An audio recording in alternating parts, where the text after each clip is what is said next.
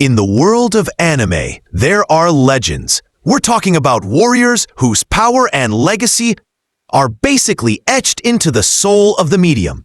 Characters from a time of hand-drawn grit, epically long sagas, and clear-cut themes of heroism. This is the old generation, the titans who built the very foundation of what anime is today. But time, as it always does, moves on.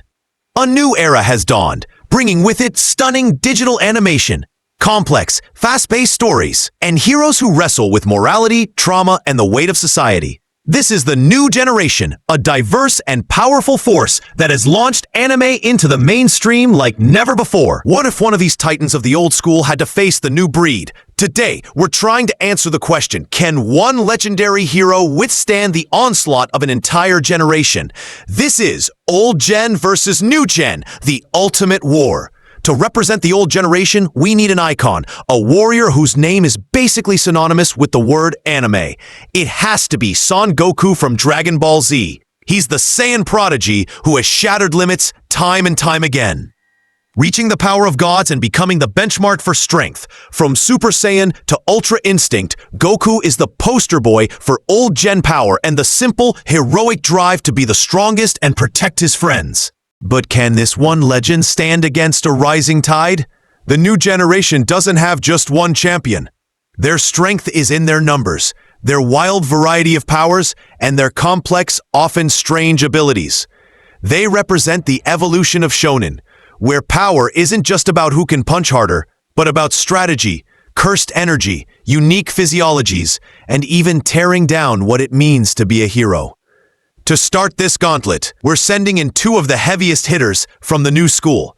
First up, from My Hero Academia, the successor to the symbol of peace, Izuku Midoriya, or Deku. Wielding the incredible power of One for All, Deku now has multiple quirks up his sleeve, making him a versatile and unpredictable fighter with city block leveling strength. Fighting right beside him is the kind-hearted Demon Slayer with a will of iron, Tanjiro Kamado from Demon Slayer. Now, he's not a planet buster, but Tanjiro's mastery of both water and sun breathing, combined with his superhuman senses and sheer grit, makes him a dangerous opponent who can capitalize on the tiniest opening. The stage is set. The ultimate legend versus the first wave of the new school. The battle begins. Goku, just in his base form, stands calmly, a classic little smirk on his face. He's sizing them up, as he always does. Deku, ever the strategist, knows a head-on attack is suicide. He pushes One for All to 100%, green lightning crackling around him. He uses Black Whip to sling rocks and test Goku's defenses while using Fajin to build up energy for a massive hit. Under the cover of Deku's assault, Tanjiro moves in. He unleashes the fluid, relentless forms of water breathing, his blade searching for an opening. He's not trying to land the final blow. He's trying to create a weak point for Deku to exploit. It's a perfect example of new-gen teamwork. Goku, however, he's Goku. He dodges every single attack with an ease that comes from decades of life-or-death battles. He deflects Tanjiro's sword with a single finger. The impact alone sending shudders up the young Slayer's arm. He vanishes, reappearing right behind Deku just as the kid unleashes a 100% Detroit smash. The punch hits nothing but air. Goku doesn't even need to power up. His base form, trained by fighting beings who destroy planets for fun, is more than enough. With a single, precise chop to the back of each of their necks, Deku and Tanjiro are out cold. It's clean, it's decisive, and it's over. The gap in raw power is just too huge. Deku and Tanjiro are powerhouses in their own worlds, but Goku's world operates on a scale of cosmic destruction. The new generation has failed its first test. But this is a war of attrition. Can Goku handle what's coming next? The new gen team regroups. They need more speed, more raw, destructive force. So next up, they call in the hero known as the Devil's Footprints, Shinra Kusakabe from Fire Force. The fight starts again, but the dynamic has totally changed. Shinra, tapping into his Adola Burst, moves at speeds so absurd they seem to bend the laws of physics. Fans still debate if he's truly faster than light, but either way, he immediately forces Goku to actually focus. He has to track Shinra's fiery kicks as they crisscross the sky. Deku and Tanjiro, having learned from their first beatdown, play support. Deku uses danger sense to try and predict Goku's movements, shouting warnings to Shinra. Tanjiro uses his incredible sense of smell to detect the slightest shift in Goku's stance, searching for a moment of weakness. The new generation is adapting, using their brains and synergy to try and close that power gap. Shinra pushes his speed to the absolute limit. For a second, it almost seems to work. Goku is on the defensive, blocking a relentless barrage. But then, Goku's smile widens. This is what he lives for. In a flash of golden light, Goku goes Super Saiyan. The old guidebooks used to call this a 50x power multiplier, and whatever the official number is these days, it's comical overkill here. The air pressure from his transformation alone sends Deku and Tanjiro flying. Suddenly, Shinra's light-speed attacks look like they're moving in slow motion. Goku catches Shinra's leg mid-kick, his grip like a steel trap.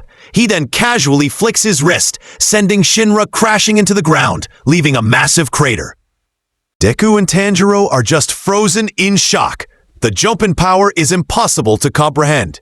With his opponents stunned, Goku raises 2 fingers to his forehead, uses instant transmission, and once again, a quick, merciful strike ends the round. Round 2 to the old gen. But the new generation is about to introduce a variable that raw power can't easily solve. Goku versus Deku, Tanjiro, Shinra, and Asta. The new gen is getting wrecked by pure power. So, they bring in an equalizer. A kid with no magic in a world swimming in it, who instead wields the ultimate counter. Asta from Black Clover. The battle starts again. Goku, still Super Saiyan, senses something different about this new kid. Asta charges, Demon Slayer sword drawn. Goku fires a small ki blast as a test. Asta just swings his sword, and the ki blast vanishes, cleaved in 2 by anti-magic. Goku's eyes widen. Okay, that's new. Now, this is where it gets tricky. Ki isn't technically magic. So, the biggest what-if of this fight is whether Asta's anti-magic would even work on it. There's no official answer, but for the sake of this epic showdown, let's assume anti-magic can negate any supernatural energy source it comes up against. If that's the case, the entire fight changes. Goku rushes in for a physical fight, but Asta, in his Devil Union form, meets him head-on. His physical stats are boosted enough to clash with a Super Saiyan. Meanwhile, the other 3 run interference.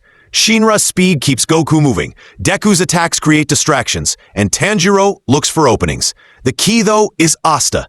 Every time Goku tries to gather ki for a Kamehameha, Asta is there, ready to nullify it. Goku is being forced into a 4-on-1 fistfight. For the first time, Goku is actually being pushed. He has to power up again, ascending to Super Saiyan 3. His power skyrockets to an insane degree, the force of his aura shaking the planet. He's just too fast and too strong. He disarms Asta and takes out the others in a blur. But it took a major transformation. He felt that. The new generation found a crack in the armor of raw power. They proved a unique hack's ability can start to level the playing field. And now, they're about to bring in the king of hacks himself. The new generation adds its most terrifying weapon, the Honored One, the pinnacle of Jujutsu sorcery, Satoru Gojo. Gojo steps onto the battlefield, and everything changes. He calmly tells his teammates to stand back. He's got this. Goku, still in Super Saiyan 3, watches this new challenger with curiosity. He launches a powerful Kamehameha, and it just stops. It doesn't hit a barrier. It's not deflected. It just stops, inches from Gojo's face.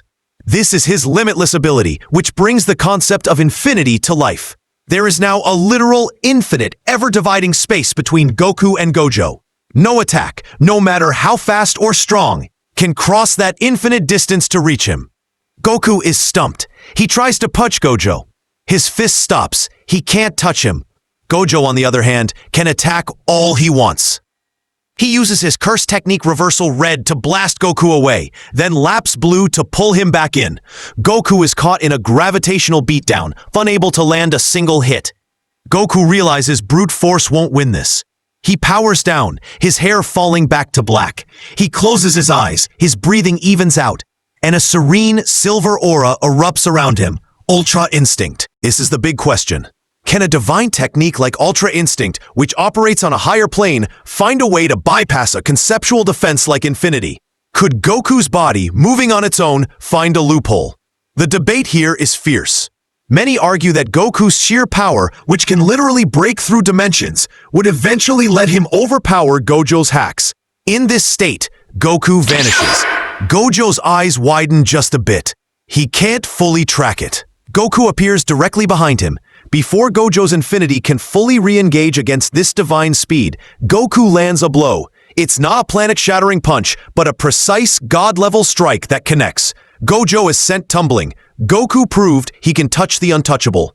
But the effort was massive, and the rest of the new Gen team is still there. He may have won the round, but the war is far from over. This is it. No more rounds, no more rests. It's all on the table now. Every ace, every trump card, every transformation. This is the final clash. A war, not just of generations, but of legends. On the side of the old generation, the original icons rise. Goku, in Ultra Instinct, moving with divine clarity. Naruto, in Baryon mode, a time bomb of devastating chakra. Luffy, in Gear 5, with reality-warping rubber logic and cartoon physics. Ichigo, wielding his true Bankai, fusing Hollow, Quincy, and Shinigami power. Yusuke Urameshi in his demon form, all instinct and spirit blasts. Kenshin Himura, fast enough to cut before you can blink, a master of technique. Vegeta, tapping into Ultra Ego, growing stronger with every hit. Edward Elric, the ultimate alchemical tactician, altering the battlefield itself. Jotaro Kujo, with Star Platinum, the world, time stop, and raw precision. And on the side of the new generation, Deku at 100%, wielding multiple quirks with dangerous precision. Tanjiro, pushing sun breathing to its absolute limit. Shinra Kusakabe, warping physics with Adala burst and near light speed kicks. Asta, in Devil Union mode, erasing supernatural energy with every swing. Satoru Gojo, the invincible sorcerer, infinity warping the space around him. Eren Yeager, in founding Titan form, manipulating time, memory, and history itself. Kafka Hibino, the human kaiju, blending raw size, strength, and regeneration. Saitama, the one-punch man himself, strength so absurd it mocks logic. Sung Jin-woo, the Shadow Monarch, commanding an undead army and time-bending reflexes. The moment the battle begins, the world trembles. Goku and Saitama vanish from view, trading blows in the upper atmosphere, each punch creating sonic booms that rupture clouds. Saitama is finally smiling. Goku, he's loving every second. Back on the ground, chaos unfolds. Vegeta charges into Sung Jin-woo's Shadow Army, Ultra Ego amplifying with every strike he takes. Jin-woo's blade meets Vegeta's fist in a blast of black flame and purple aura. Shadow Knights close in, but Vegeta wants the damage. He welcomes it. He grows stronger with every hit. Naruto targets Gojo, Baryon mode blazing. Each hit drains Gojo's cursed energy reserves, forcing the Honored One to actually play defense. Infinity protects Gojo, but Naruto's unpredictability and sheer speed press him harder than anyone ever has. Meanwhile, Ichigo and Asta clash in a storm of swordplay and raw energy. Ichigo's spiritual pressure clashes against the erasing force of anti-magic.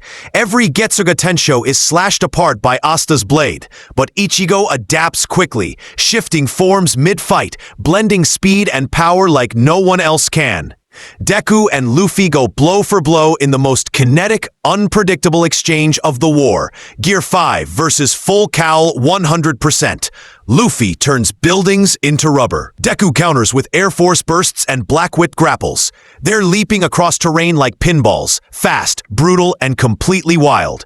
Kafka, in kaiju form, tries to hold the line against Yusuke and Edward. Kafka's brute force is overwhelming, but Ed manipulates the ground itself, opening sinkholes and walls of metal. Yusuke charges through it all, fists glowing with spirit energy, hammering Kafka with relentless force. Kenshin and Tanjiro meet in a beautifully choreographed duel, blade against blade, breathing against technique. They aren't the strongest on the field, but their precision and heart are unmatched. Every clash is a moment of pure discipline, two swordsmen fighting for everything they believe in. Shinra darts across the battlefield, forcing Goku to briefly break from his duel with Saitama. He's fast enough to leave afterimages and bend causality. But Goku, even mid-fight, smiles, shifts, and blocks a flurry of kicks without flinching. Then the battlefield shifts. Eren, in full Founding Titan form, activates his true power. The rumbling begins. Colossal Titans march across the field, reshaping the landscape. He rewrites memories, warps reality for a moment.